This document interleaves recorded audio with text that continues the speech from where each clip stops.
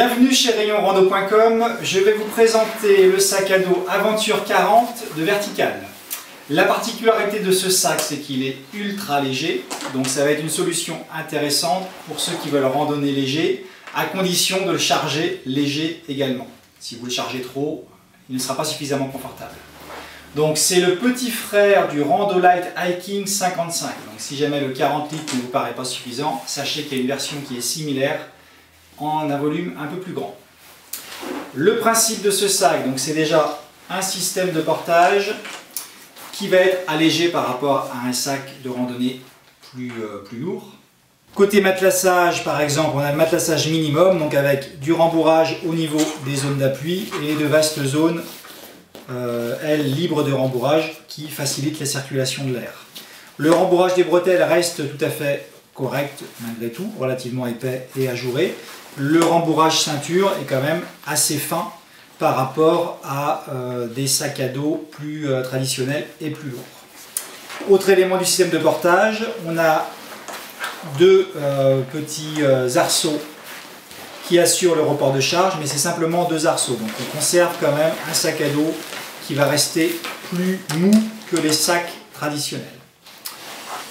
Il faut bien gagner du poids quelque part, donc ça veut dire qu'on va quand même avoir un bon report de charge, mais à condition de ne pas trop charger le sac. C'est vraiment fait pour randonner léger avec relativement peu de choses à l'intérieur.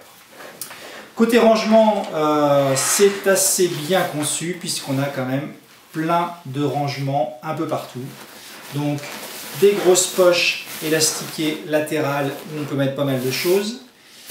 Des cordons de serrage qui sont conçus pour éventuellement compacter le contenu de façon à ce que ce soit bien stable, notamment si on veut l'utiliser en trail, mais qui peuvent également permettre de ranger un vêtement par exemple. Des systèmes de fixation en façade, donc un système d'élastique serrable pour mettre un vêtement, un système pour fixer le bâton, des passants éventuels si on a besoin de rajouter des fixations.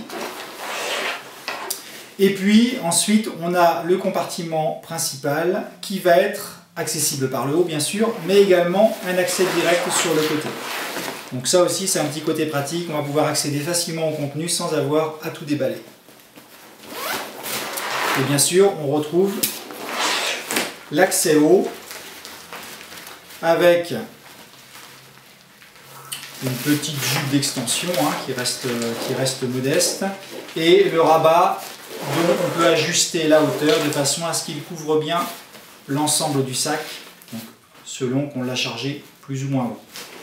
Sur le rabat, une poche JP à l'extérieur et également, donc on va retrouver ensuite en façade une petite poche JP sur le devant et surtout une poche un peu plus importante qui va permettre de ranger la poche à eau directement en façade. Donc ce qui va permettre d'y accéder facilement sans être gêné par le contenu du sac pour la recharger si besoin. Alors on a également des poches sur le devant, donc sur la ceinture,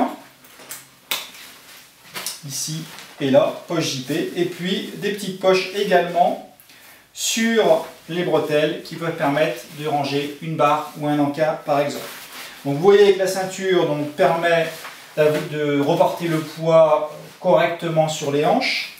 Le petit côté pratique, c'est qu'ils ont positionné la boucle sur le renfort, donc on n'est pas en contact direct du ventre. Et puis, bien sûr, on retrouve la sangle de poitrine qui peut se régler en hauteur pour qu'on soit vraiment à l'aise durant la randonnée. Voilà, donc en résumé, on est sur un sac ultra léger, donc intéressant si vous recherchez le poids le plus léger possible.